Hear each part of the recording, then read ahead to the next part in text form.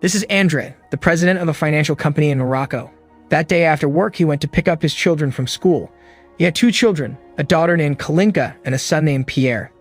At school, his wife, Dani, introduced him to Kalinka's school friend's father, Dieter. Dieter was a doctor and a widower. Before they separated, Dieter said that he wanted to invite Kalinka to play at his house after school the next day, and without the slightest suspicion, Andre allowed. The next day, Dani went to take Kalinka and Pierre to play at Dieter's house. While the children were having fun playing, Dani chatted with Dieter. From his attitude, Dieter seemed to like her, and he dared himself to ask her on a date before she left, which she immediately refused because she was married. On Sunday, Andre and his family went on holiday to the mountains, but in the middle of the road, their car had an accident. Kalinka was seriously injured and passed out. Luckily, Dieter, who happened to be passing by, immediately checked and helped. They immediately took Kalinka to the nearest hospital. At the hospital, after receiving treatment, Kalinka's condition began to improve. When Dieter visited, he gently greeted her and gave her a gift, while saying that the doctor had permitted her to go home tomorrow. Seeing Dieter's kindness, Andre thanked him for saving Kalinka's life. A week had passed since the incident, and Dani and Dieter's relationship seemed to be getting closer. In fact, the two of them were secretly having an affair. One night at home, when Andre had just come home from work, he accidentally found cassettes as gifts from Dieter in Dani's desk drawer. Andre began to suspect that maybe his wife was cheating on him. Shortly after, Dani came home, and with a sharp gaze, Andre immediately asked lots of questions about Dieter, and because she couldn't lie anymore, she finally admitted that she was cheating. While crying, she begged him not to divorce her. She said that she had an affair with Dieter because he was too engulfed with his work that he forgot to spend time with her. Seeing his wife cry in front of him made his heart melt, and he finally forgave her. In order to keep his wife away from Dieter, Andre then invited his family to move from Morocco to his hometown in France. The next day at the port, when Andre was processing the permit, Dieter suddenly came. Dani panicked and immediately told him to leave before her husband found out. A month had passed since living in France, but the suspicion in Andre's heart still hadn't disappeared. That morning, because he felt Dani's attitude was strange, he secretly followed her to an apartment where he saw that on the list of apartment residents' names, there was the name Dieter. It turned out that Andre's suspicions were correct. His wife was still in a relationship with Dieter, so later that day he returned there with his lawyer. Seeing Andre's arrival, Dieter and Dani were shocked. Without further ado, the lawyer immediately sued them both for infidelity. Because they had been caught red-handed, they could only surrender and admit their mistake. As a result of the incident, Andre and Dani finally divorced. 8 years later, Andre had married a new woman named Cecile, while Dani and Dieter also got married and then moved to Germany. On holiday, because the children wanted to go on holiday to their mother's house, Andre took Kalinka and Pierre to the airport. Even though they were divorced as parents, their relationship was still good. They were happy with their respective partners. The next morning, when having breakfast with Cecile, Dani suddenly called. While crying, she said that Kalinka had died. Andre was shocked to hear that. Upon arrival in Germany, when he saw with his own eyes Kalinka's stiff body, his heart was devastated. He then went to Dieter's house and asked what was the cause of his daughter's death. Dieter explained that yesterday, Kalinka complained that she couldn't sleep because her head hurt, but after taking sleeping pills the next morning, Kalinka had a seizure until finally she stopped breathing. Even though Dieter had tried to inject medicine, Kalinka's life still couldn't be saved. Hearing the story, Andre's heart ached again, but he felt something strange from Dieter's story. A few days later, after the autopsy, Kalinka was sent home and buried in France. At the funeral ceremony, while holding back tears, Andre tried to strengthen his heart and let go of his beloved daughter. After the funeral at home, Andre received an autopsy report in German. Not knowing any German, he went to a translator. The translator told him that Kalinka's body had found swelling in the left arm due to a drug injection. The doctor also found there was white fluid on Kalinka's inner thigh. Unfortunately, from the results of the entire autopsy, the forensic team still couldn't find the exact cause of Kalinka's death. Andre was confused about why there was white fluid on his daughter's inner thigh. Because he was curious, he immediately went to see an expert. And when the expert read the autopsy results carefully with a heavy heart, the expert said that it was possible that before Kalinka died, she was raped. Andre immediately went to Germany to confirm what really happened. When he arrived at the clinic where Dieter worked, Andre asked him about the white liquid on his daughter's thigh. Since there was no other adult man that night besides Dieter, Andre was sure that Dieter had raped Kalinka, and even though Dieter denied it, Andre didn't believe it. He said with anger that no matter what, he would definitely reveal Dieter's crime. A year later, after the files were complete, Andre decided to reopen Kalinka's case, but because he didn't have strong evidence that Kalinka was raped, the prosecutor was forced to reject Andre's request. The prosecutor considered that Kalinka's death was just a natural death that didn't need to be exaggerated. Andrew got angry and left there. Andrew didn't want to give up, so he and the translator tried to attract public attention by distributing papers about Kalinka's death while explaining Dieter's crimes, but the two of them were arrested by the police on charges of slander. Fortunately, the next morning, the lawyer managed to free them, but when returned to France, André, who had no idea about law, went to the library to study legal knowledge. 2 years passed. André and his lawyer submitted a request for a re-autopsy to the French prosecutor's office.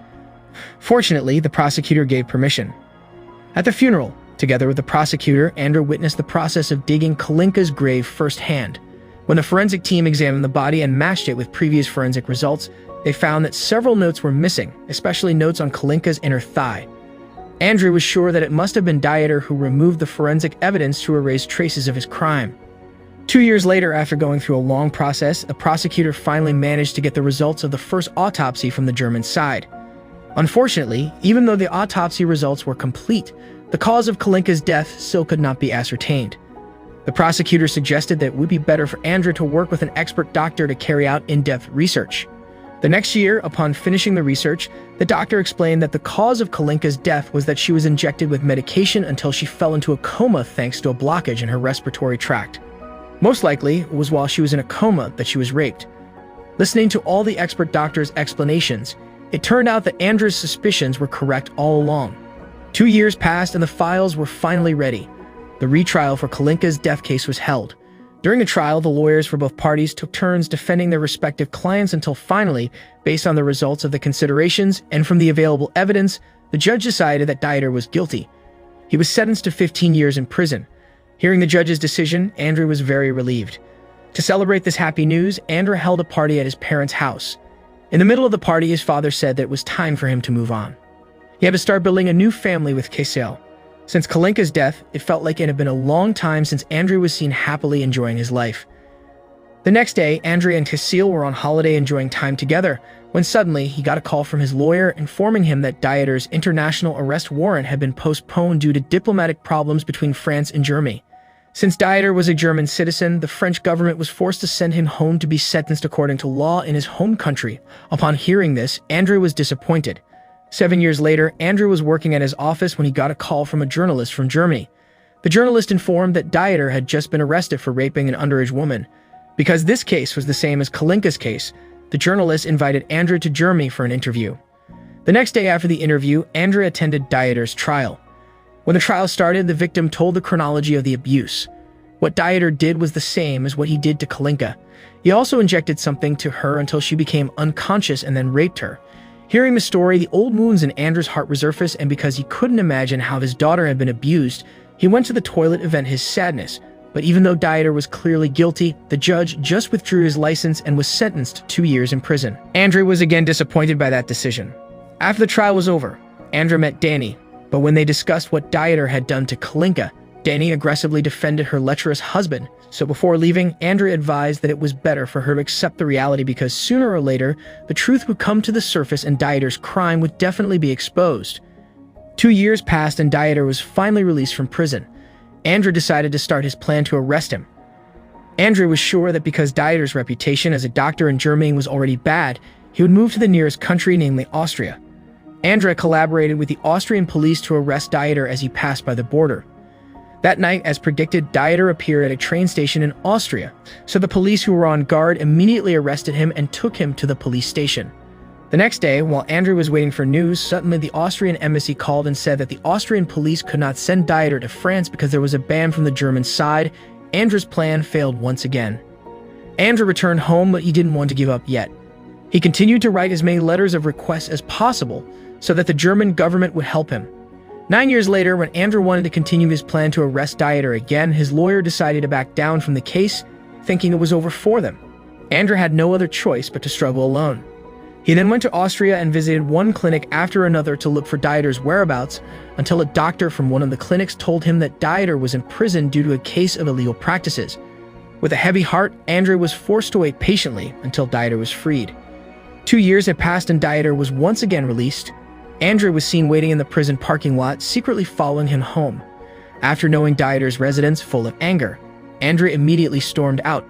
In front of Dieter, Andrew swore that even if it took him 100 years, he would never give up on finding justice for his daughter and throwing him in prison, and after saying all that, he left there, leaving Dieter in terror.